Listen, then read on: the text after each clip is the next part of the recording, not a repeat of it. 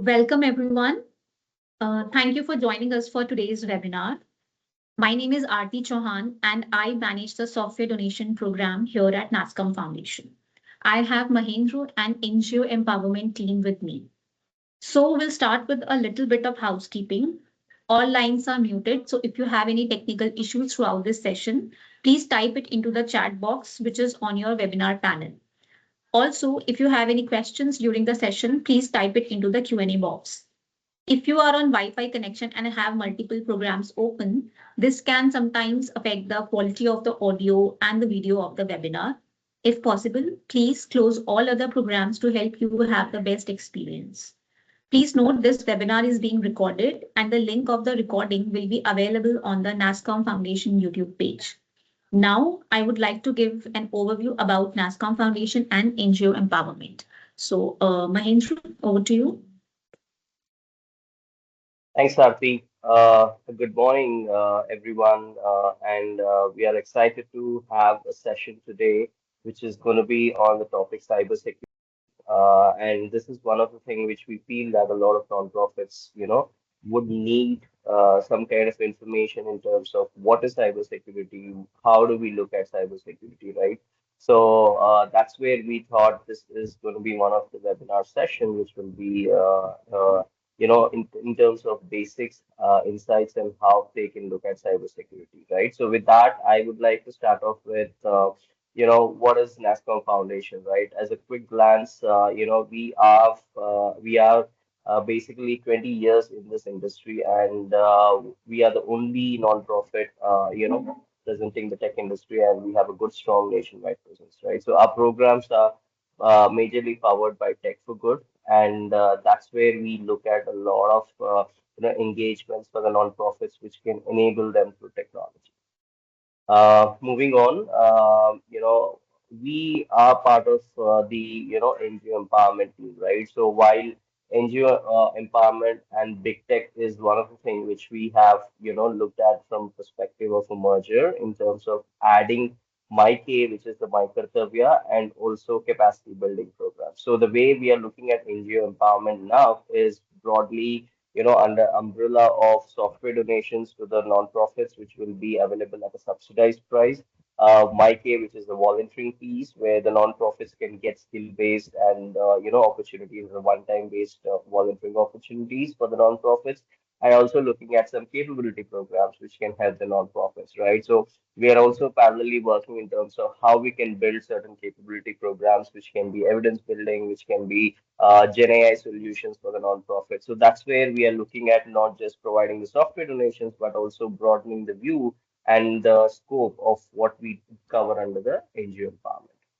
Moving on, these are some of the challenges which we have observed from the nonprofits, right? Because every nonprofit have a certain stage at where they are currently, like a small grassroots level to a medium and a large. And every nonprofit, have some of the other challenges which they face, right? So just to name a few, they lack the cybersecurity awareness. That's where we think that this is one of the session which will help the nonprofits, right?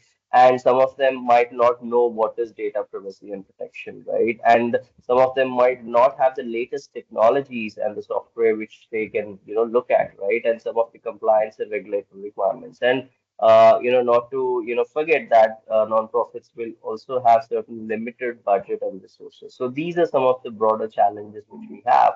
And moving on, what is that which we have, right? So I'm going to talk a little bit about our Big Tech program. While a lot of you know what is Big Tech, but basically, a quick glance, we are the platform and program which has been launched in 2007, and it's the only platform which is available in India, where nonprofits can get genuine software at an affordable price, right? And here we have partnered with TechSoup, and TechSoup is the nonprofit organization where they work globally, and that's where for India we are the partner for them, right?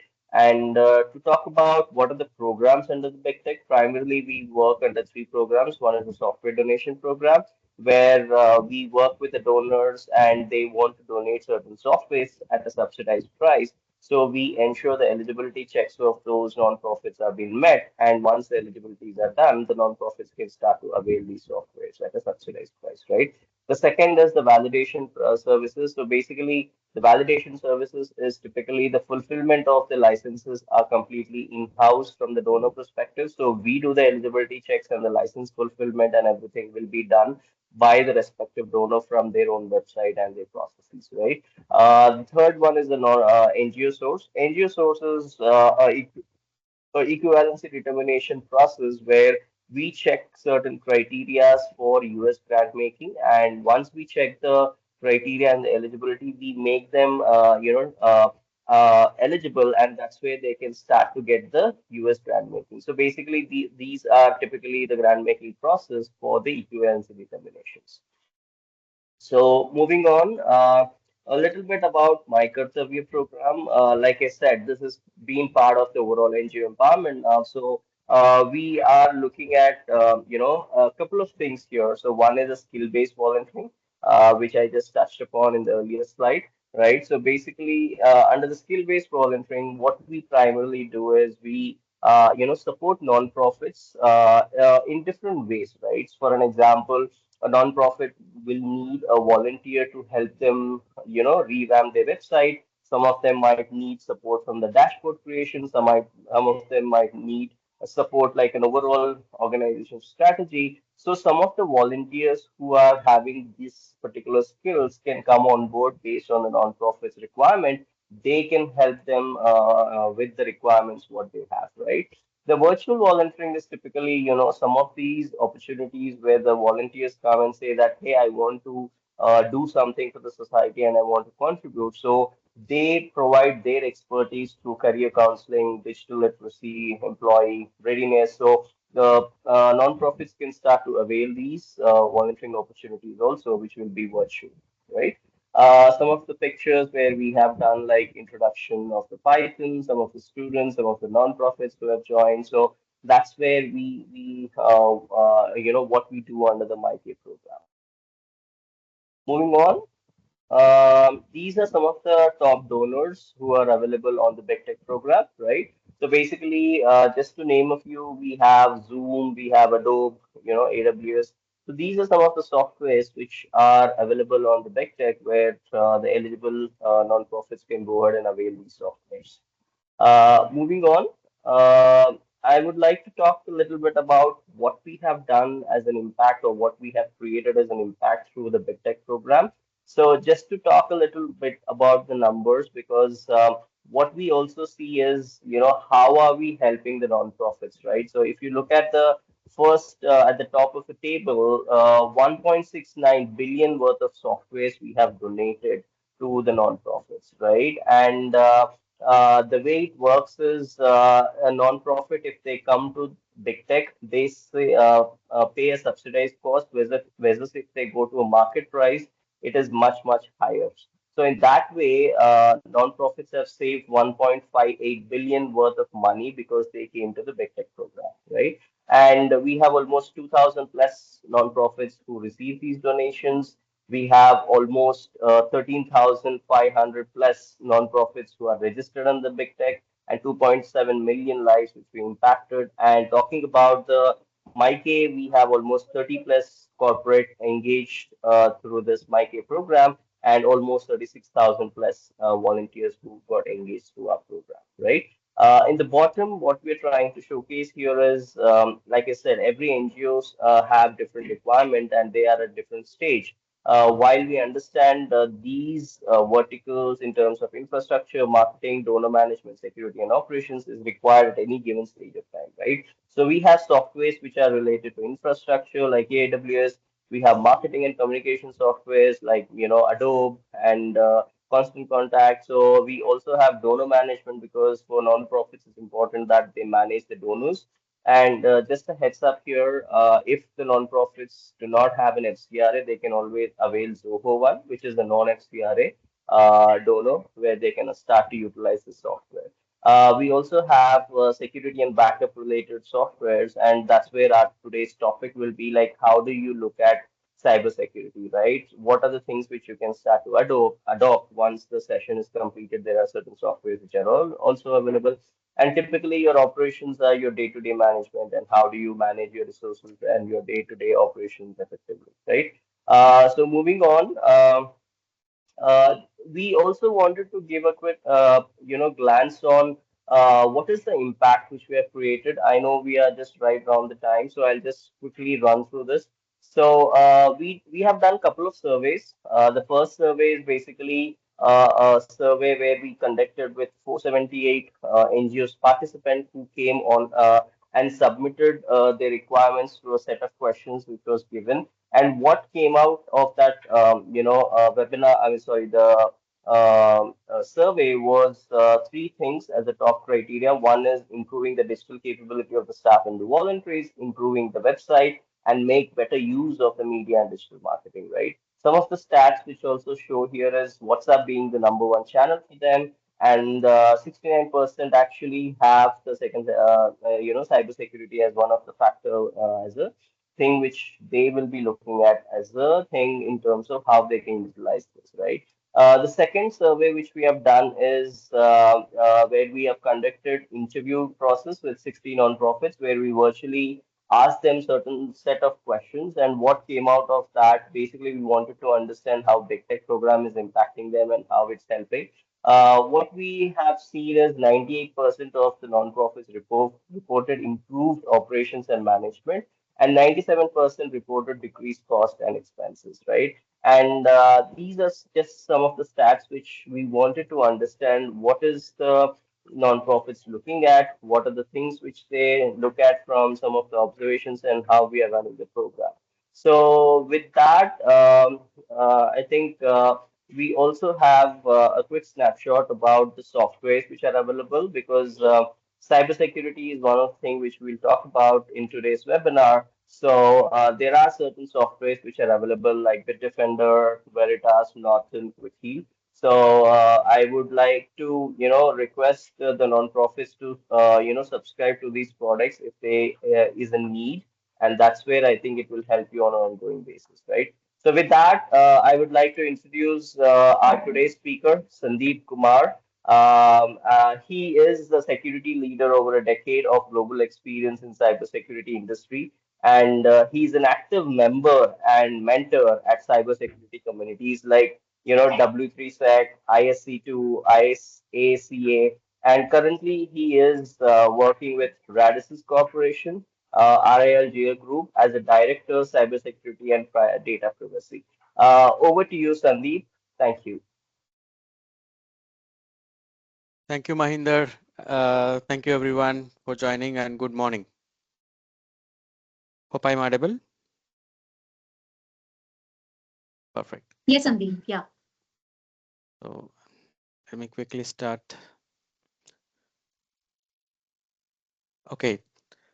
Now, before we proceed, uh, we all know that we are being digitalized and we have a lot of data, applications, infrastructure, which need to be secured and maintained for the compliance and requirements, just not about for the compliance, but it also for ourselves to protect, right? So just to engage everybody in that, in terms of the we want to engage the people. How do we secure the budgets within this is the biggest challenge for not only for non-profit organizations and for the enterprise, small and medium businesses, that this is one of the key burning point. Like they need to manage the budgets and invest on the cost for the security and follow the data privacy, etc. So how many people that you feel that cybersecurity is mandatory today in the global trend towards to the securing the workloads and environments? Just raise a hand that just to be engaged with. Okay, I can see a lot of people. And how many of you see that data privacy is important?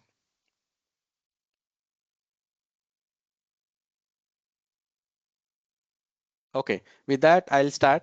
Thank you for your participation. The cybersecurity and data privacy goes in, both are important and it goes hand in hand. And that's why we are here to discuss more topics. So it is everyone's responsibility. Moving to next, we have a packed agenda today. So I have categorized the two elements. One is more on the awareness on cybersecurity and data privacy and what are the threats, evolving threats around the globe and what we need to be cautious and difference between the data security and privacy, which is a basic knowledge that we need to have. So there is a two different aspects that we are covering today, which is knowledge and awareness. The second one is which is applicable to the non-profit organizations, what need to be protected in terms of the cybersecurity and data privacy requirements, and what are the list of checklists to be followed to ensure that protected, and so on and so forth. So with that, we'll move to the next.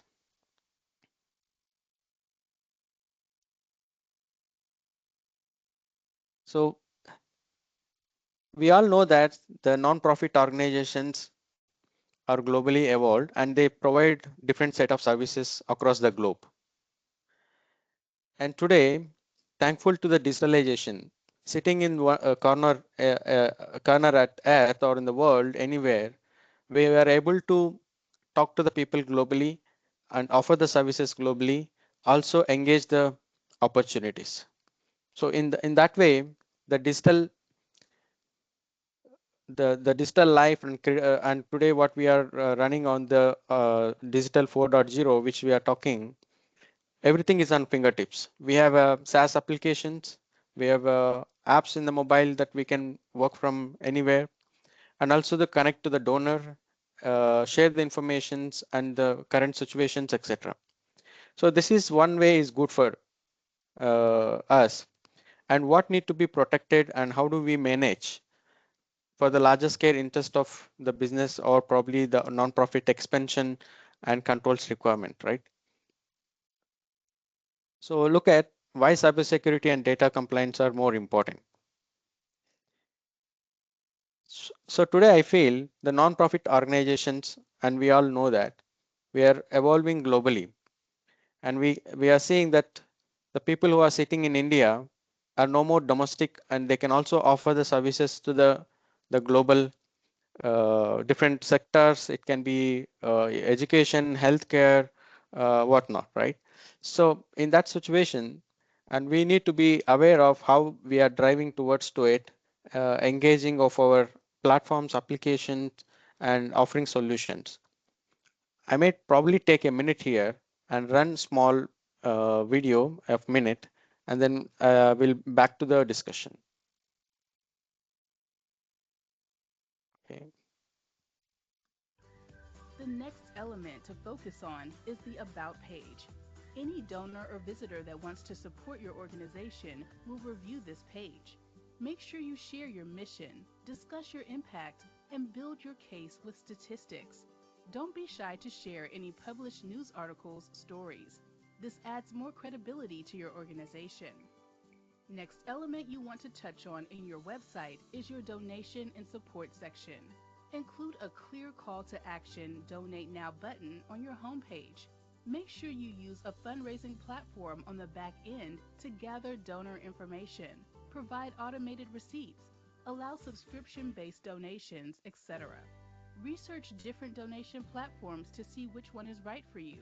Be sure to look at all the details and percentages that may come out every time someone donates to you. After the donation and support section, you want to talk about your programs. Be sure to have a section on your website that showcases your programs and services.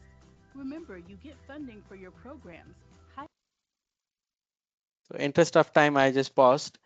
So with that, the few minutes or probably 1 or 2 minutes of the video, which I can able to grab is there is a technology which helps the organizations to go global, and there are third-party vendors who helps you to build that capability in terms of the technology, payment gateways, and the services which they are offering to collect the data and manage the data, etc.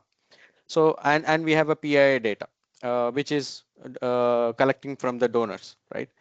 So there are different approaches that we conduct today of collecting methods of the data, which probably we'll discuss on the upcoming slides.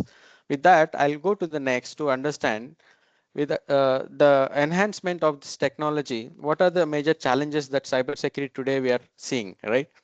Or probably the requirements that we need to have.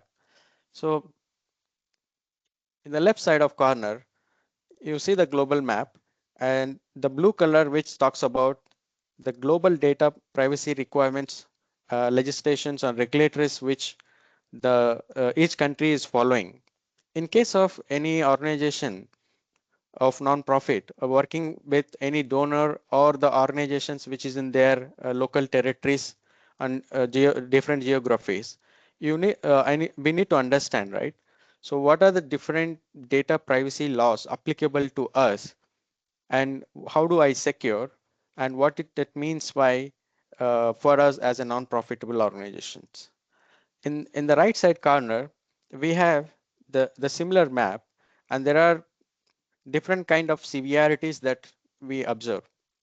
The gray color one, which is the countries for the Europe, and we have Australia, USA, more the CCPA, GDPR, and PPA, all these privacy compliances laws, which followed very seriously, meaning they don't tolerate, the tolerance is 0%.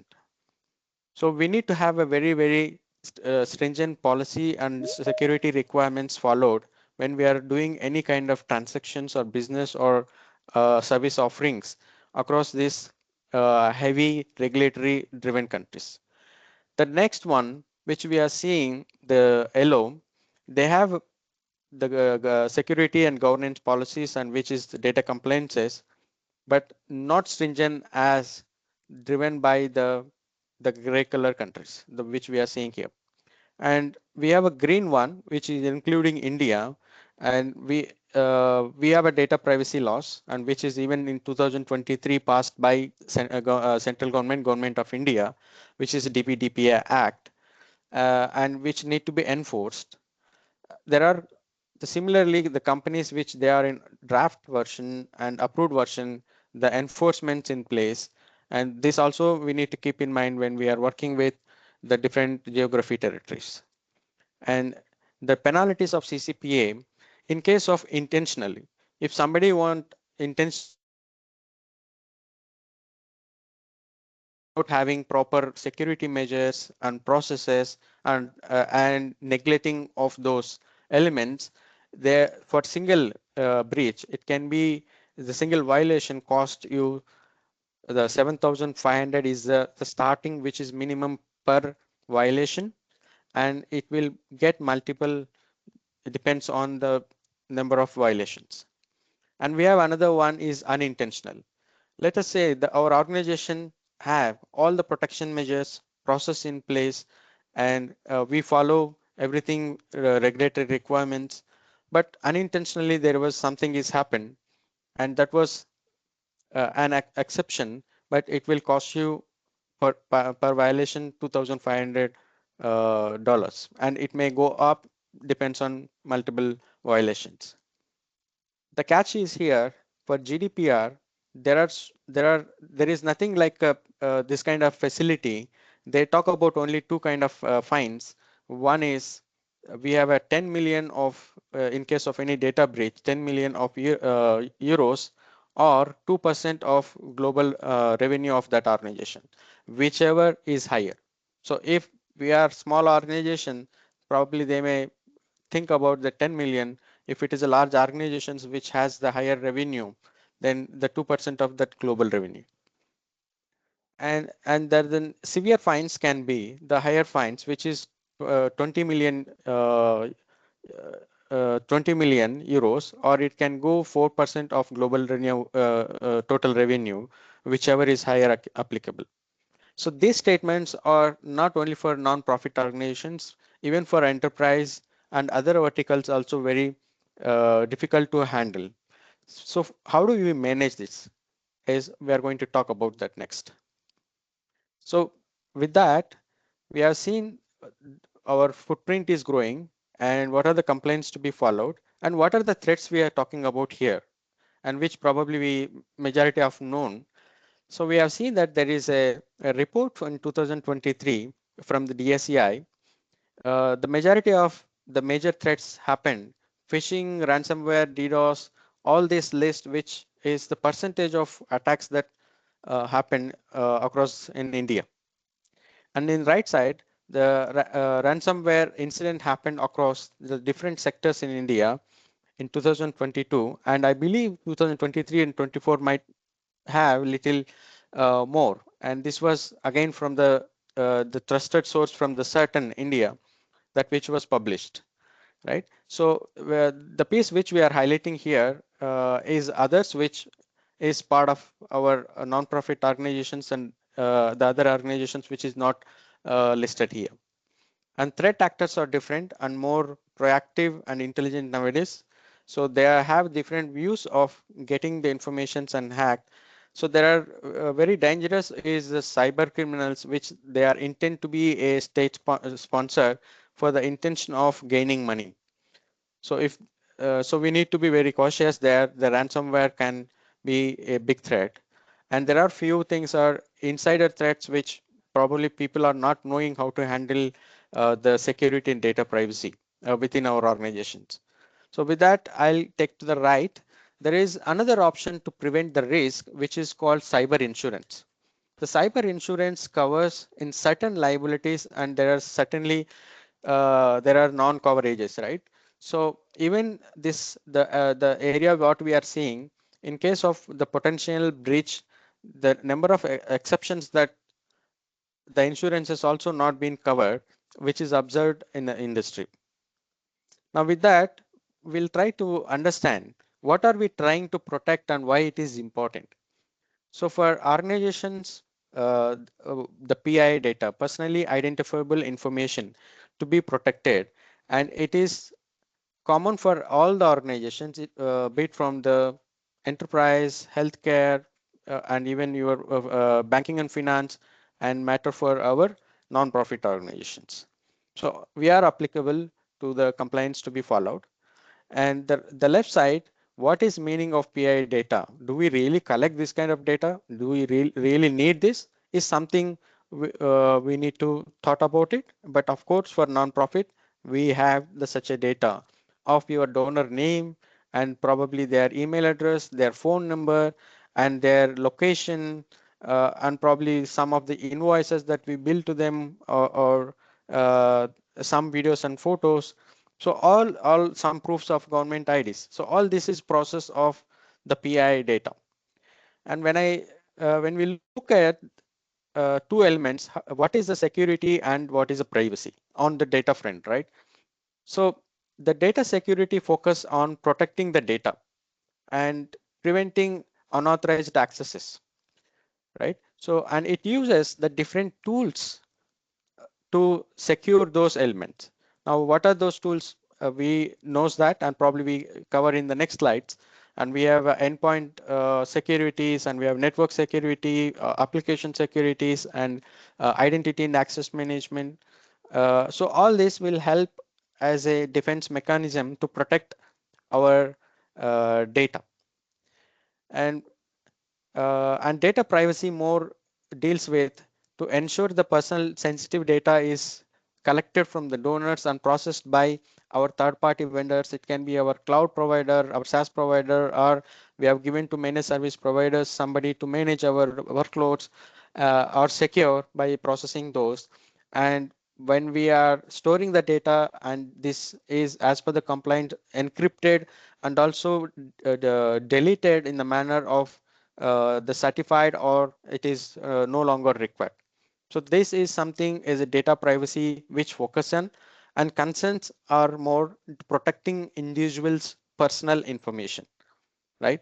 So and we know that largely We have a global strong GDPR, CCPA, and PPDA, and which is basically on the Singapore side.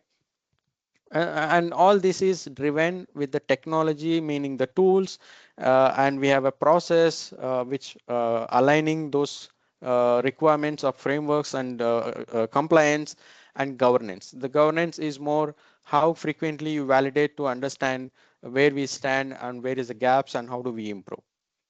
Moving to the next, yes, this is very important for us in India. We have PDPA, DPDPA Act, which is Digital Personal Data Protection Act, which is approved from our central government of India in 2023. And we are, I think it can be any moment enforced, right? We are expected to be by end of December, but there is no so far official information from the authorities. It may be by December, or it can be first quarter of 2025, right? So we need to have our roadmaps. So it is nothing like we need to have a scary. Anything, the new inventions and compliances comes for the better future and better the business requirement, and also enhancing and protecting, right? So we need to be ready ourselves to our roadmaps to align those requirements. With that, I'll take to the next, and we have right side the penalties which the draft approved by the central government, how it goes, and we need to see the final enforcement in case of any amendments. Okay, with the interest of time, I probably move to the next slide, and this is the reason I kept here. People can have this record with their handy anytime, and they can look at what are the common reasons the penalties occurs, and majority of them, if you see, uh, not implementing adequate data security measures, also one of the common reason getting penalties, and once the breach is occurred. And uh, and in case of anything the technology driven by using of AI or any APIs on your fingertips on the apps, that transfers the data from one country to another country, and if you don't have adequate contractuals in place, that also a challenge, right? So these are the majority of unintentional or intentional mistakes that can lead to penalties, and good slide for your reference as a handy for in future. Moving to next, this is very crucial for organizations for a non-profit. We have the different inside. I could say it is more on the IT stakeholders, and which we talk about the infrastructure, application, data, supply chain or third-party vendor management, and security incident management and audit compliance. So have this your practice aligned one by one. Probably today many organizations have on-prem and cloud environments and SaaS environments, which is software as a service, which by default enable all the services. Probably vendor might say, hey, you no need to do anything. I have everything automation. You just give me your data. The video which I played is similar to it. So they just embed all your information and say you're ready to go, right? So in that case, how do we, what are the controls to be managed and to be protected? We are going to discuss in the upcoming slide. So your infrastructure, meaning endpoint devices over your laptop, desktops, if you are accessing the data on your mobile for your organization related, all this need to be secure. And the next layer, if we are hosting any web services on for the interest of offering our services and communicating to the donors or the fundraising, etc., and those areas to be protected. And similarly, the data that we collect as a non-profit organization from our vendors and and third party and the donors as a subject for individuals need to be processed in secure way of collection of data and transmit of the data and store of the data. All these elements and the data security is required. The privacy is the the controls which need to be as a governance and the contractuals to be followed. And the vendor supply management, today we might working with the cloud service provider, AWS, Azure, or probably with the third party because of we don't have the in-house technical capability, or the investments, upfront investments with the hardware might cost higher. So we may go to the third party as a managed services, right? So we need to be very careful. They are dealing with our donors' data, our the business requirements, and how they are protecting, managing, and ensure that we are compliant to the requirements. And security incident management is one of the key element in case of any uh, anomaly detection, or we see that behavioral changes in the server systems endpoint. uh, the SIM tool which detects and notify and what is going wrong, where it is going wrong. And in certainly, if you are not doing any businesses, for example, sitting in India, we are not doing any organization dealing with other global, we can actually block all the countries of the using of geographical territory, so that in case of any malicious attacks or the intentional attacks coming from the global will not be responded, and it will be blocked at then and there. It is available the feature in firewall, and you have in proxy, and you have in security incident management. So in that sense, there are a lot of use cases to work with the security incident management to protect the environment. And even today we are seeing our data is in different places, right? One is we have in our employees use the data, sorry, laptops, desktops, and mobiles. The data sits, our organization's data sits there. Also, we have the cloud apps, which is OneDrive, or SharePoint, or maybe a Google Drive, and our data goes there. And we have a third party, the people who manage our infrastructure, the data sits there. So there are the duplication of data in multiple places. At any point of time, any compromise of device can lead to a data breach, and that will lead to a non-compliant and penalties and reputation loss. So we need to ensure all is monitored by SIEM, and ensure that you have identity and security in place for monitoring of the incidents. And finally, audit and compliance, at least in quarter. I have mentioned one of the checklists that the organizations to validate their controls, where we stand and where the risk is lying, and whether I should prioritize for my roadmap something. So have that in place, and quarterly, or if not at least yearly twice, validate yourself within your organization what are the risks and where we stand in the compliance. And definitely if you don't have capabilities, probably Nasscom is the great platform. We can seek help.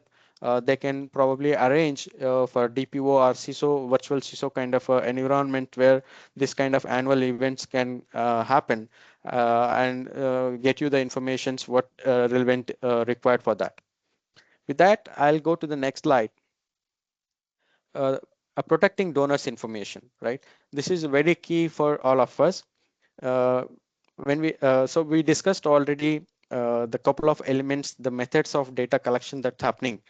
If you look at the cloud as a SaaS environment, everything managed by the AWS or probably Azure or Google, we need to have some contractual terms with them. Yes, technology is managed by them. What if if something goes wrong tomorrow, somewhere in the corner, somebody on the hacker, or because of some loophole in their in the cloud or SaaS environment of their application, the breach occurs, either non-profit organizations are responsible, no, right? So in that case, you need to have contractual agreements with the SaaS providers and third party. First, check whether they are compliant with the SOC 2 security operations to drive as a type 2, and either they are GDPR compliant and data compliance driven, the platform is certified. And then the next one, is we need to no matter either any service, the owner of the identity and access management to manage their platform data is owner is end of the day we as a organization, individuals of the non-profit organization. So we need to ensure that identity and the data both are protected and we are monitoring. So ensure that we are monitoring what encryptions they use. Are they taking any backups, and what is the frequency of that backups, and also have the some audit mechanism checklist that you are validating on them, and enable the data consent management on your portal, so that when somebody is the donor is giving you the information, there is a legitimate purpose, and he is agreed to share all this information, and you can use as a non-profit organization their information as a purpose of the service requirement. And in case of any breach, you should be aware how do you reach to the your donors to notify that, how do you reach the supervisory authority of data compliances to notify those, and there are the risk transfers or cyber insurances, and have them if there is really required to protect your financial losses and legal consequences and costings there. So similarly, contractual requirements for any organization going with the SaaS and third-party applications, SCC is a standard contractual class, data privacy agreements to be aligned with the third-party services. So with that, we can protect our stand. And the second approach and method is a PII, personally identifiable information using with artificial intelligence and ML. Right. Today we enable our chatbots and all different mechanisms in the tool, leveraging the different technologies, and ensure that the libraries used for AI is not exposed to the public, which means I am a donor of you. I gave all my information. If that is exposed to public, somebody can type my name, and probably if I am a famous politician, or probably the sportsman, or it can be a businessman, the data can be exposed because this AI is learned from your data and it is giving to others. So we need to ensure this the libraries which LLMs are enterprise version, and they are no more connected to the public interface. And the service that we opt from any provider, we need to ask them whether these are multi-tenant or the dedicated one. If it is multi-tenant, don't go for it, and it probably a shared approaches. Ensure that you have all dedicated instances running for AI, which containing your donors and personal information such as, and ensure that the data masking happens on the AI.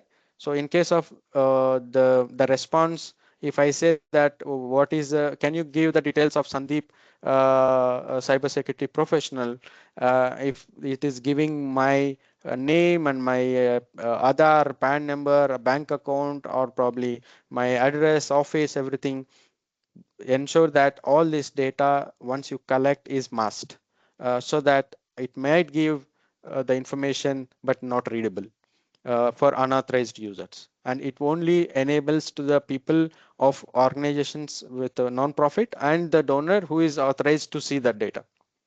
So all these different practices require for AI and ML approach, and on-prem and cloud environment. I'll take to the next slide.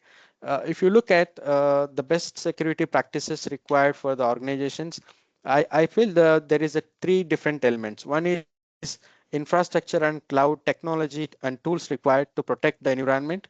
The second one is data security requirements in terms of confidentiality, integrity, and availability to maintain that for the data layer. And to follow this such infrastructure and data, we need to have data privacy requirements. Basically, this is kind of a process which talks about what need to be there, how do you protect the personal information, and how do you manage and the entire life cycle of data. So this, with the handshake of these three approaches, is a full layer of your compliance. So that is how we need to look at. There is no harm. We probably have currently a 10% of footprint here and 10% here, or probably not. No, nothing is here.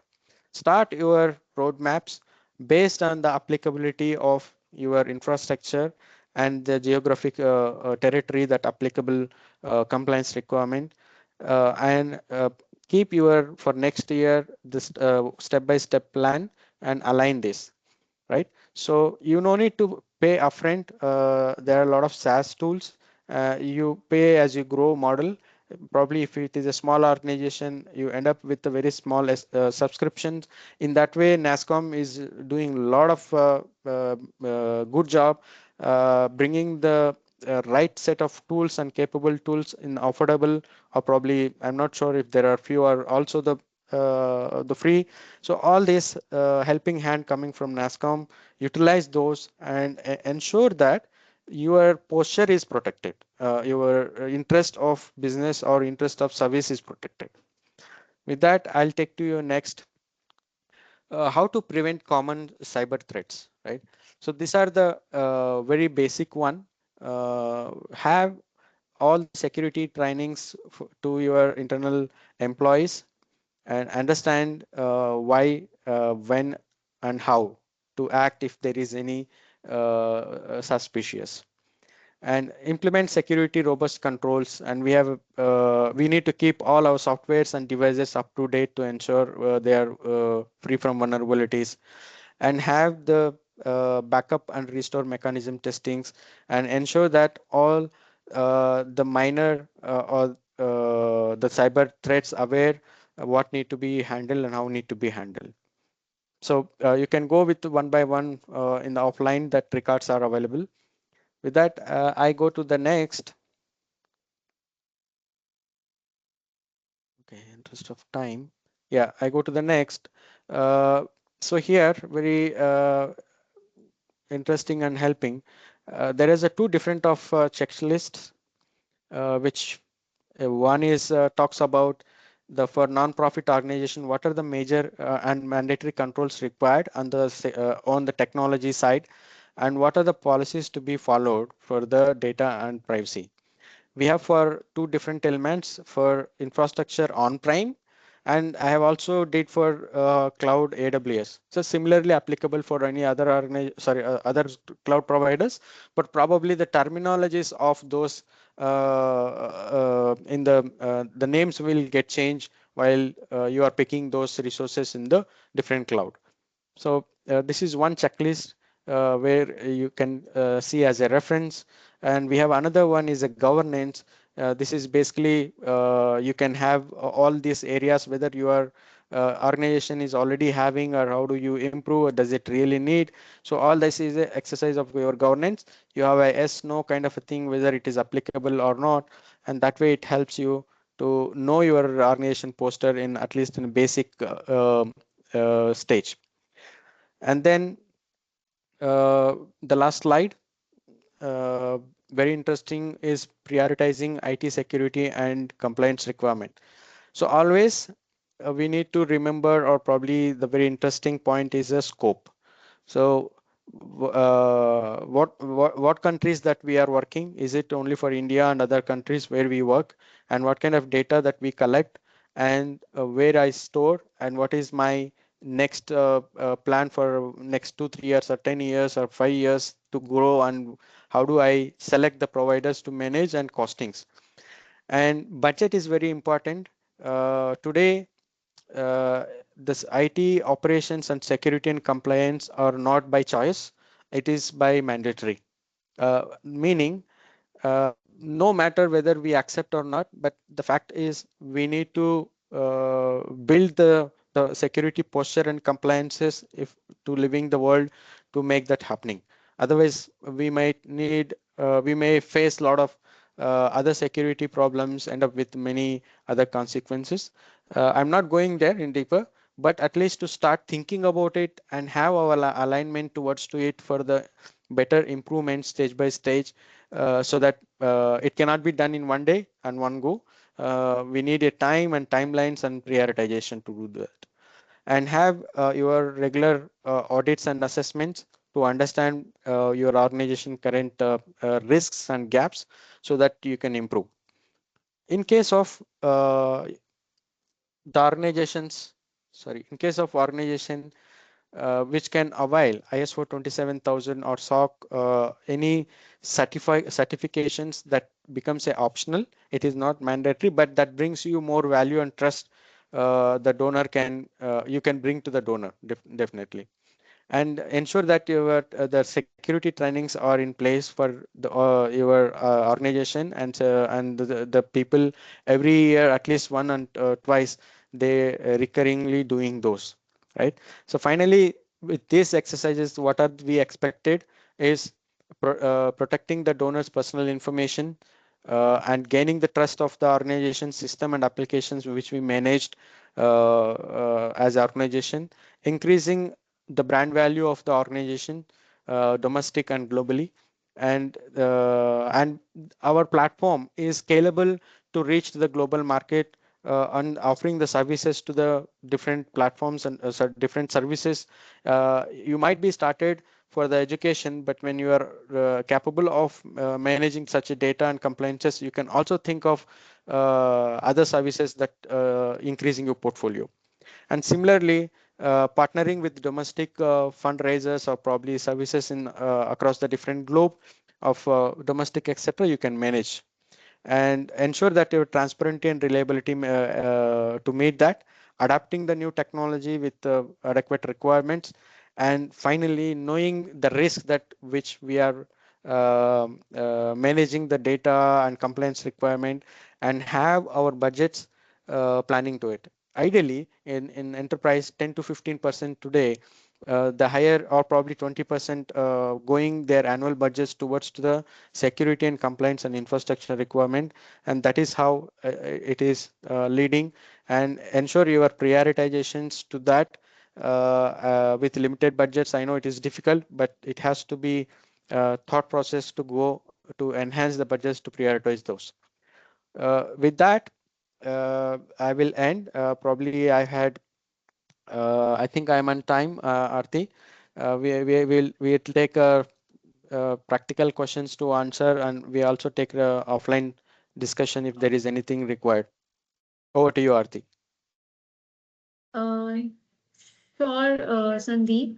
But before, I would like all the participants to have a moment and just, scan you can scan and share your feedback form for this webinar. We actually be needing this so that we can build more such webinars for you. And based on your requirements and everything, if you will share it uh, in details, so we'll probably, be coming back with the, follow-up session of this cybersecurity for majorly, focused cybersecurity session we can have. So please share your feedback form here. You can scan and share it with me. So yeah, and and if you have any questions, please raise your hand.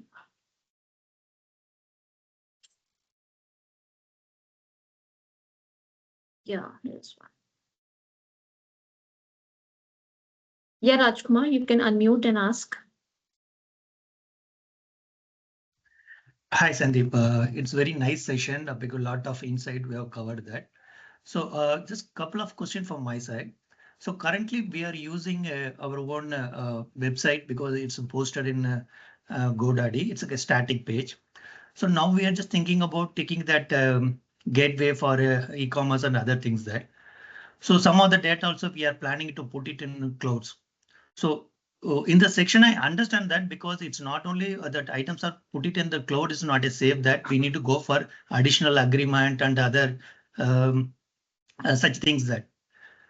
So what, because is it any standard format or what are point to be covered as part of this agreement and go Yeah. to that third party payment gateway and the cloud and other things? Yeah, sure. A very realistic point that you made.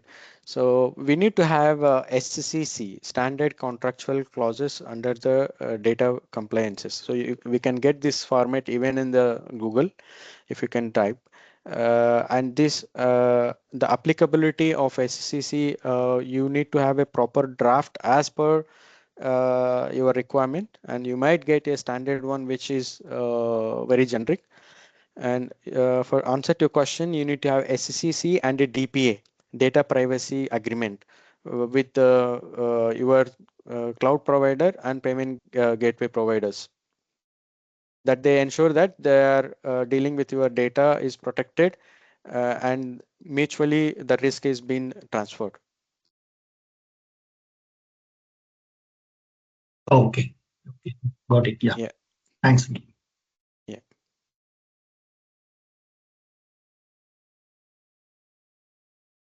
There's one more.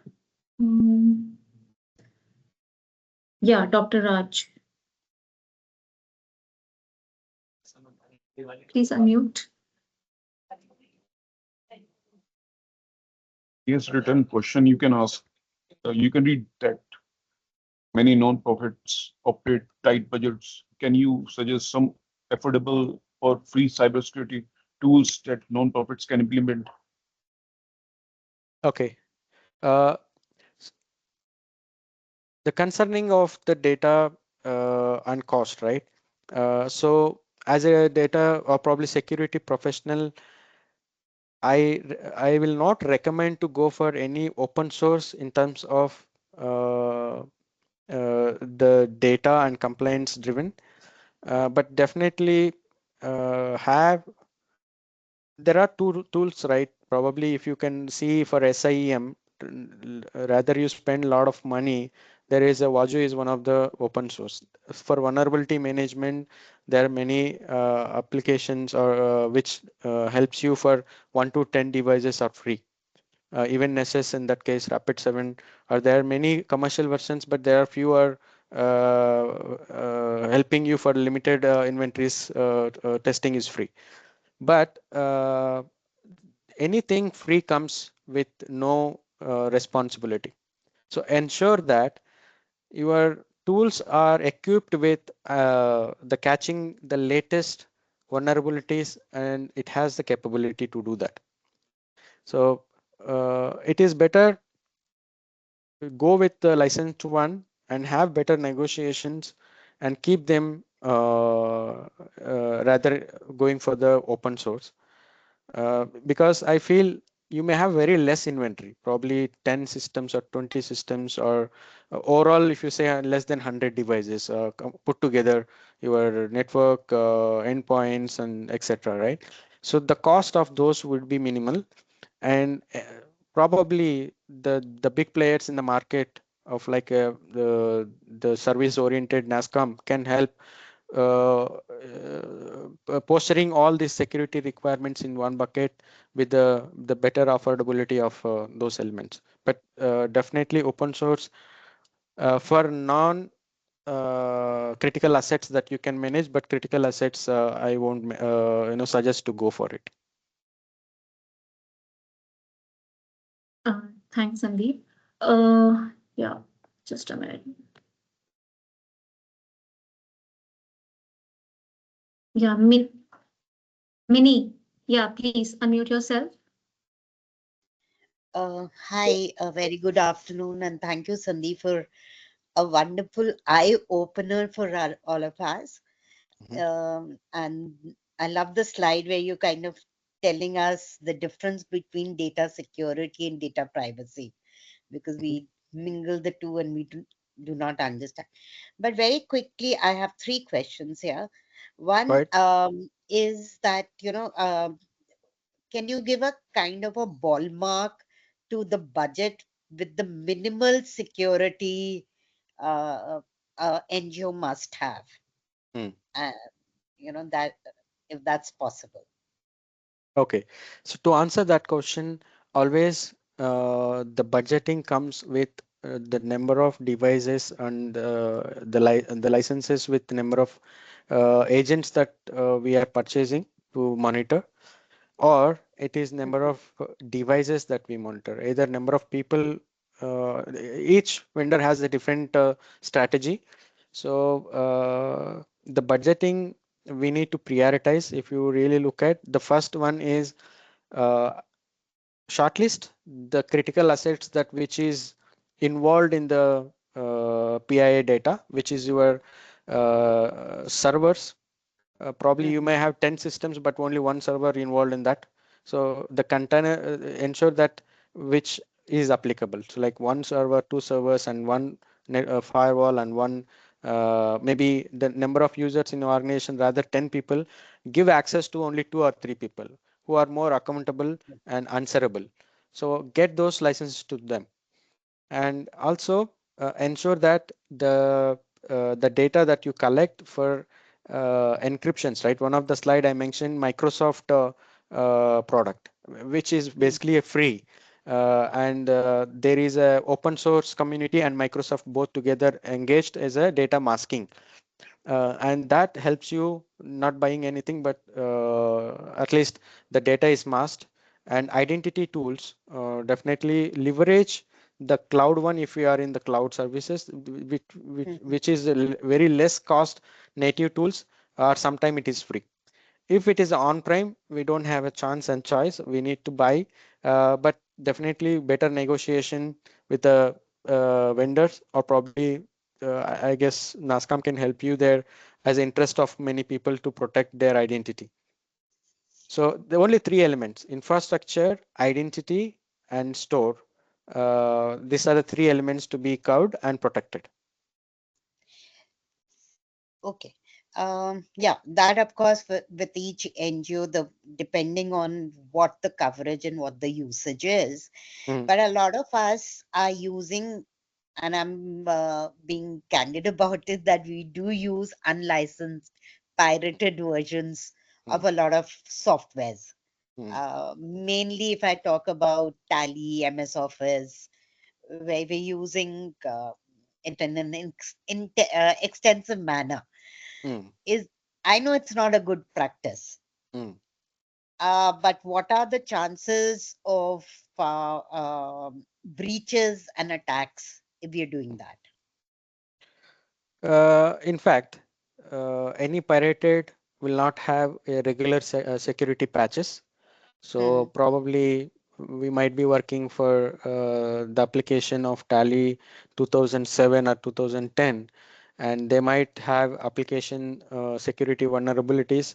They might have released in subsequent, and which is missing. So definitely high vulnerabilities on our application and which is exposed to internet, and that is only a bigger threat or any attack vector that can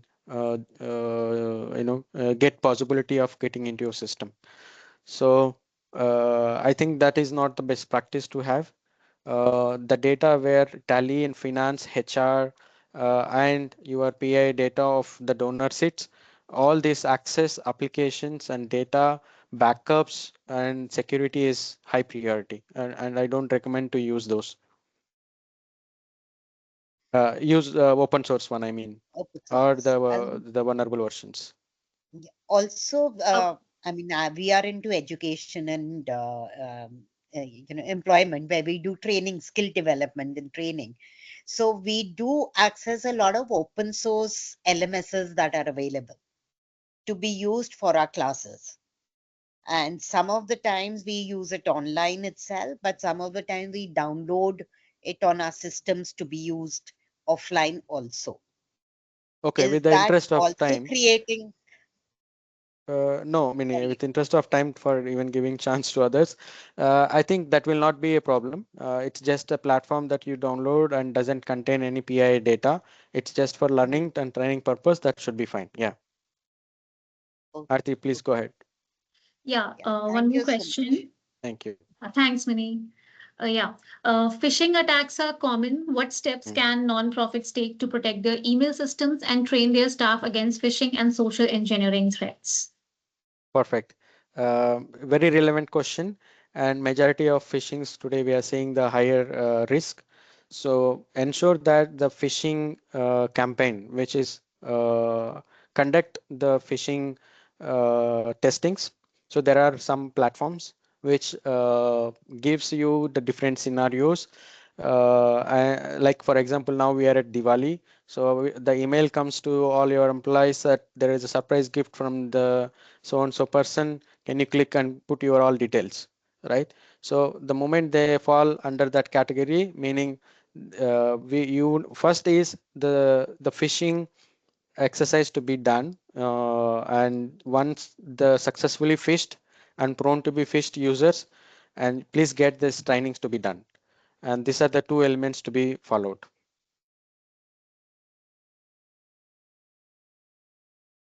So I think with the interest of time, Sandeep, we have to conclude here. But yes, the participants are asking for the, the Microsoft Excel tool which you have shared. So yeah, they want it's a very helpful tool for their for Yes. them for the organization maybe. Yeah. So yeah, so I told them I can ask you and maybe if you can share, I can share this that tool Yeah. with the Yeah, in fact it is created participants. for you, so of course I can share. Sure. Thank you so much, Sandeep. And Yeah. I think, yes, the session was very great, very helpful, very insightful. And there are a few questions I think the participants are actually asking, but we are on time and actually over above time. Mhm. So yeah, over to you, Mahendra. So I think thanks, Aarti. So I really appreciate you taking the time, Sandeep, and I'm hoping that this session was helpful for the nonprofits because I think you covered certain topics which a lot of us really don't know what are those, right? I think it's very good, insightful sessions where I believe that nonprofits could understand the basics and how they can look at some of the things to adopt from their organization's perspective. With that, I just want to conclude our today's session. One last thing from me would be Aarti have shared the QR code for the webinar. Aarti, just take a Yeah. screenshot and put it in the chat so that everyone who have joined today's session, please give us your feedback because this is something where we work towards. When we do these kind of sessions, it's also important that how do we look at catering to the requirements and what is helping the nonprofits and what are things which we need to kind of go ahead and change it on an ongoing basis. So I would request everyone to kind of take the quick survey and thanks everyone for joining today's webinar. Thank you.